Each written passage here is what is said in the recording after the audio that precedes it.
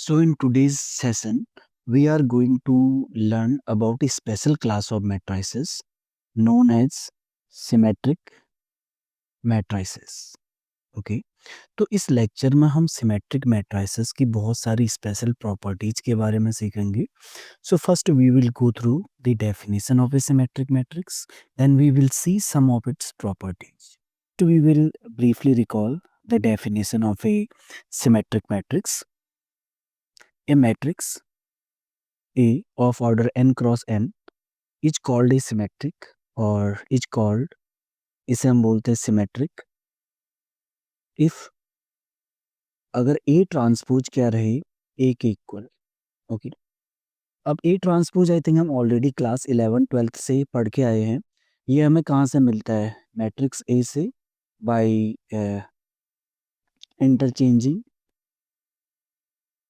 Interchanging rows and columns. Okay, तो हम एक एग्जांपल करते हैं. मे बी सपोज हमारे पास एक मैट्रिक्स दे रखी है 1101 जो हम ऑलरेडी बहुत बार कर चुके हैं. तो ए ट्रांसपोज के लिए हम क्या करते हैं? पहला अगर कॉलम जो दे रखा है उसे हम फर्स्ट रो बना देंगे, दैट इज 1,0. सेकंड कॉलम को सेकंड रो. ओके, तो यहाँ पे इस केस में हम नोट करते हैं A transpose is not equal to A. So therefore in this example A is not symmetric. Okay, एक और एग्जांपल करते हैं. सपोज हमारे पास यहाँ पे एक मैट्रिक्स हमारे पास दे रखा है, suppose 102 and 021 and 213.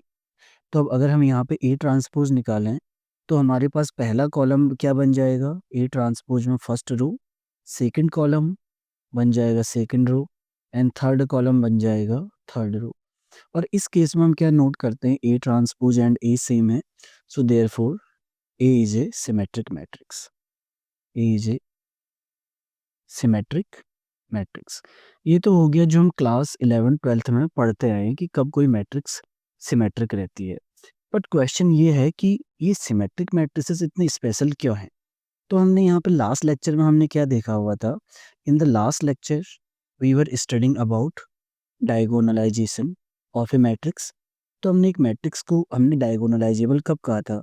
If it is similar to a diagonal matrix. Okay, जहाँ पे डी क्या रहता है? एक डायगोनल मैट्रिक्स रहती है, तब हम बोलते हैं मैट्रिक्स डायगोनलाइजेबल है.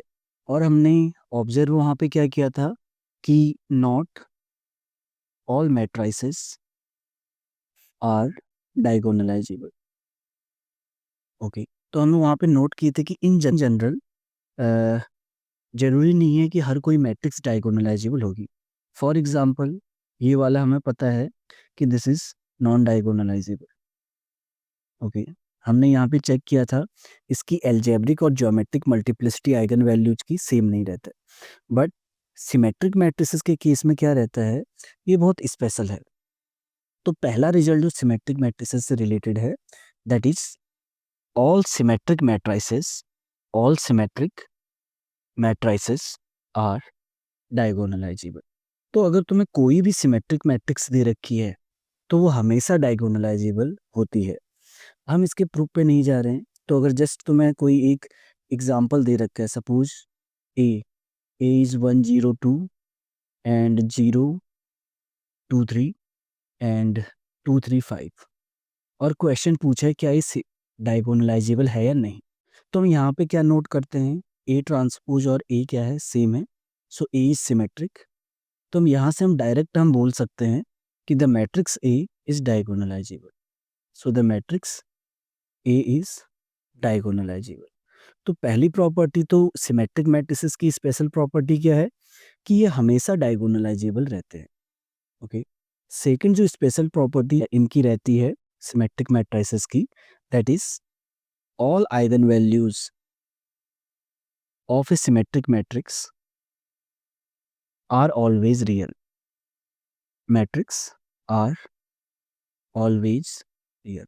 तो अभी तक हम जितने एग्जाम्पल करते आए हैं तुमने नोट किया होगा हमेशा हमें आइगन वैल्यूज रियल नंबर ही मिलते हैं. बट इन जनरल ये भी ट्रू नहीं रहता कि हमेशा आइगन वैल्यू रियल ही रहेंगे.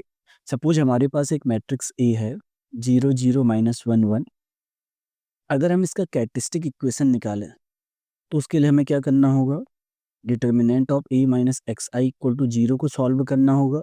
अगर तुम इसे सॉल्व करोगे you will get x square plus 1 equal to 0। तो इसके रूट हमारे पास यहाँ से क्या आएंगे, plus minus square root of -1 which is same as plus minus iota, that is imaginary number.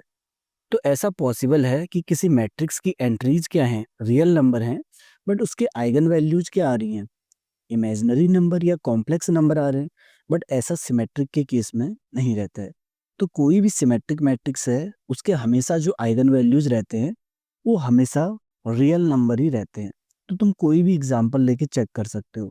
For example अगर हम मैट्रिक्स ए लें, सपोज 1 2 से 3 3, okay, this is a symmetric matrix क्योंकि ए ट्रांसपोज ए है। अब तुम इसकी कैरेक्टरिस्टिक इक्वेशन अगर कंप्यूट करो, so it will be, check करना, X square minus 3x minus 7 equal to 0। Okay, तो हमने ये कैरेक्टरिस्टिक इक्वेशन कैसे निकाला, तो यहाँ पे मैं जस्ट इन जनरल बता देता हूँ कि सपोज तुम्हारे पास कोई मैट्रिक्स है A B C comma D.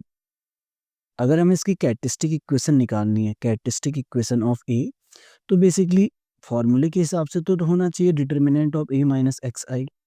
तो ये डिटर्मिनेंट किसका रहेगा, B C D minus X. तो तुम अगर इसे सॉल्व करोगे तो तुम्हें यहाँ से क्या मिलेगा, it will be A minus x D minus x minus B C. और अगर तुम इसे थोड़ा और सॉल्व करोगे you will get x square minus A plus D x plus A D minus B C. But यही जो डायगोनल्स का सम रहता है इसी को हम बोलते हैं trace of a matrix, that is a plus D. और डिटर्मिनेंट क्या रहता है, डिटर्मिनेंट तो हम ऑलरेडी निकालना जानते हैं, A D minus B C.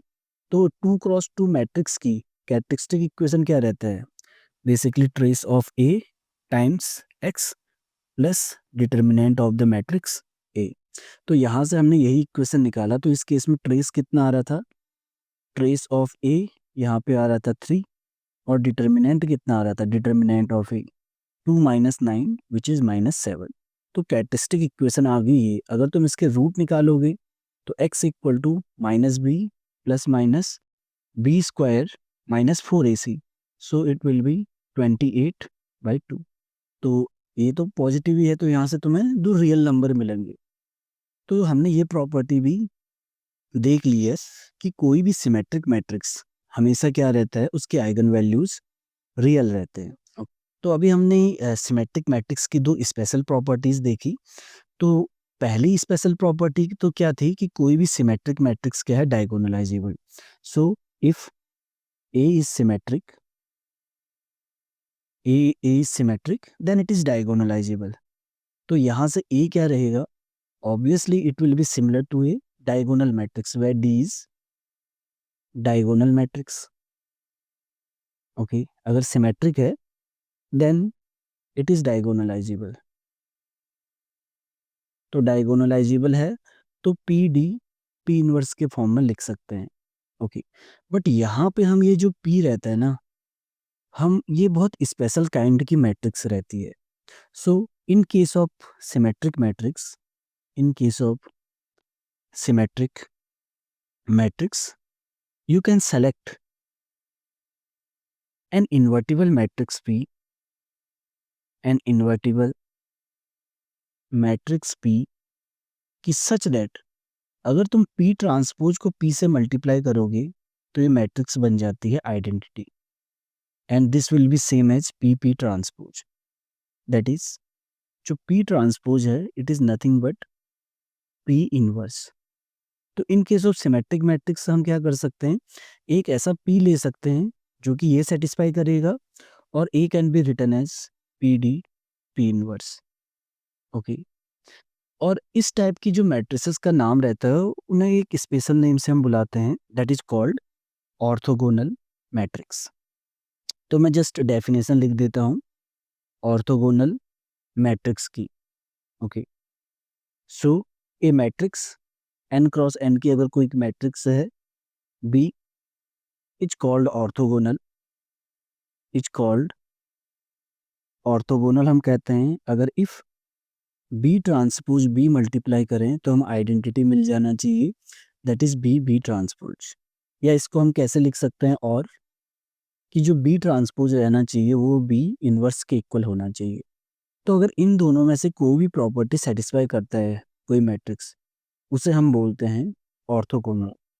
तो यहाँ से हमें क्या रिजल्ट मिल रहा है कि अगर हमारे पास एक सिमेट्रिक मैट्रिक्स है तो हमारे पास एक ऑर्थोगोनल मैट्रिक्स मिलती है P, कि such that A can be written as P D P inverse. तो हम नेक्स्ट लेक्चर में देखेंगे कि ऑर्थोगोनल मैट्रिक्स सेलेक्ट करने का क्या फायदा है। So when we will learn about quadratic form, वहाँ पे हम ये यूज करेंगे कि ऐसे मैट्रिक्स सेलेक्ट करने का हमें क्या फायदा हो रहा है। ओके, तो अभी हमने जो देखा वो था ऑर्थोगोनल मैट्रिक्स की डेफिनेशन। ओके, बट यहाँ पे कुछ स्टूडेंट्स का क्वेश्चन हो सकता है, ओके हम इस मैट्रिक्स को ऑर्थोगोनल क्यों बोल रहे हैं। बेसिकली अगर हम जब क्लास 11-12 से हम पढ़ते आए हुए हैं, या AEM 1 AEM 2 या और मैथ्स के कोर्सेज में हमने देखा होगा, ऑर्थोगोनल का मतलब हमने तब वहाँ पे देखा था that is same as perpendicular. Okay, जो हम पढ़ते हैं परपेंडिकुलर हम किसके लिए पढ़ते हैं, दो वेक्टर्स के लिए। कि सपोज हमारे पास कोई एक 3D स्पेस है, हमें पता है ये है एक्स एक्सिस, ये है वाई एक्सिस और जेड एक्सिस। तो हमें आइडिया रहता है ये तीनों क्या है, परपेंडिकुलर। तो हम दो वेक्टर को परपेंडिकुलर कब कहते हैं, सपोज हमारे पास एक वेक्टर क्या है A1 A2 A3, और दूसरा वेक्टर V2 है B1 B2 B3। तो हम बोलते हैं कि V1 and V2 are perpendicular. ये नोटेशन है इफ जो angle between V1 and V2 is 90 degree. अगर उनके बीच में एंगल क्या हो, 90 डिग्री हो, तब हम परपेंडिकुलर। बट हम चेक कैसे करते थे कि कब दो वेक्टर परपेंडिकुलर होंगे, उसके लिए हम क्या करते थे, बेसिकली डॉट प्रोडक्ट निकालते थे V1 डॉट V2। उसके हिसाब से यहाँ पे क्या आता था, एब्सोल्यूट वैल्यू कॉस थीटा। अगर थीटा 90 डिग्री हो गया, if theta equal to 90 degree, तो हमें पता है उन दोनों का dot product it will be zero. But dot product अगर हमें कोऑर्डिनेट पता है, it will B A1 B1 A2 B2 plus A3 B3। तो हम दो वेक्टर को परपेंडिकुलर तब कहते हैं जब इनका डॉट प्रोडक्ट क्या आ जाता है, जीरो। बट इसी को हम एक अलग तरीके से भी देख सकते हैं। इस वेक्टर V1 को हम क्या कर सकते हैं, एक कॉलम मैट्रिक्स की तरह A1 A2 A3, and V2 को हम क्या देख सकते हैं, this is another column vector. Okay, तो V1 एंड V2 को हम परपेंडिकुलर कब कहेंगे, इफ अगर V1 ट्रांसपोज को V2 से मल्टीप्लाई करें, दैट इज V1 ट्रांसपोज अभी कॉलम था तो अब क्या बन गया, रो।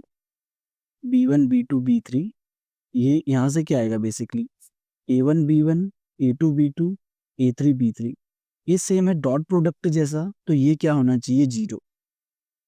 तो ये तो हो गया हम दो वेक्टर को कब परपेंडिकुलर कहते हैं।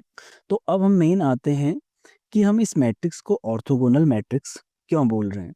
तो हम जस्ट एक 2x2 मैट्रिक्स के एग्जांपल से हम देखते हैं कि सपोज हमारे पास मैट्रिक्स जो बी है, उसका पहला कॉलम तो है V1, दूसरा कॉलम है V2। हम 2x2 की मैट्रिक्स लेके चल रहे हैं, तो बी ट्रांसपोज करेंगे तो पहला कॉलम तो बन जाएगा फर्स्ट रो, और दूसरा कॉलम बन जाएगा सेकंड रो। बट पहले रो को मैं जस्ट क्या कर सकता हूँ, V1 ट्रांसपोज, दूसरे रो को V2 ट्रांसपोज। अब अगर मैं बी ट्रांसपोज बी निकालूंगा, सो हमारे पास पहला रो क्या है, V1 ट्रांसपोज, दूसरा रो है V2 ट्रांसपोज, और पहला कॉलम क्या है बी का, V1 V2। दो मैट्रिक्स को मल्टीप्लाई करने पे पहले एंट्री कैसे मिलती है, फर्स्ट रो को जब हम फर्स्ट कॉलम से मल्टीप्लाई करते हैं, so it will be V1 transpose V1 V1 transpose V2 V2 transpose V1 and V2 transpose V2। और ये मैट्रिक्स अगर सपोज हमने कहा कि if B transpose B equal to identity, तो हमें यहाँ से क्या मिल रहा है कि V1 ट्रांसपोज V1 क्या होना चाहिए, 1, एंड V2 ट्रांसपोज V2 भी क्या होना चाहिए, 1, एंड V1 ट्रांसपोज V2 क्या होना चाहिए, 0, एंड V2 ट्रांसपोज V1 ये भी 0 होना चाहिए। ओके। और अभी हमने थोड़ा देर पहले देखा था कि दो वेक्टर को परपेंडिकुलर कब कहते हैं, अगर उनका ट्रांसपोज क्या हो जाता है, एक का ट्रांसपोज या उनका डॉट प्रोडक्ट क्या हो जाता है, जीरो। तो यहाँ पे यही कंडीशन मिल रही है। तो हमें यहाँ से क्या पता चल रहा है कि if B is an orthogonal matrix, then its columns are orthogonal। तो इसके कॉलम क्या रहते हैं, बेसिकली आर, वो ऑर्थोगोनल वेक्टर्स बनाते हैं, मतलब and they satisfy this property कि अगर मैं दो अलग अलग कॉलम ले लूँ वीजे और ट्रांसपोज से मल्टीप्लाई करूँ तो ये तो रहते हैं वन, अगर आई और जे सेम आ जाएं, और अगर आई और जे सेम नहीं रहे तो जीरो। दैट इज, यहाँ से हमें क्या पता चल रहा है, V one transpose V one one रहेगा, V two transpose V two and so on. But अगर मैं जैसे ही आई और जे चेंज कर दूं ये जीरो बन जाएंगे। ओके, तो ये है ऑर्थोगोनल। ओके, और अगर कोई वेक्टर्स ये कंडीशन सेटिस्फाई करता है तो उन्हें हम बोलते हैं ऑर्थोनॉर्मल। ऑर्थोनॉर्मल, बेसिकली ऑर्थोनॉर्मल में क्या है कि वो वेक्टर्स दो कंडीशन सेटिस्फाई करते हैं, पहले तो दोनों क्या रहेंगे, ऑर्थोगोनल। सेकंड क्या रहेगा कि किसी भी वेक्टर का अगर ट्रांसपोज उसके खुद से मल्टीप्लाई कर दो वो वन आना चाहिए, यही ऑर्थोनॉर्मल की कंडीशन है। तो आई थिंक हम जो डिस्कस कर रहे हैं, so some student might feel lost कि अभी हम ये स्टार्टिंग से हम जो चलते आ रहे हैं ये हम कहाँ ऑर्थोगोनल ऑर्थोनॉर्मल पे पहुंच गए हैं। So let me briefly recall कि हम कर क्या रहे थे। तो हमने पढ़ना शुरू किया था सिमेट्रिक मैट्रिक्स।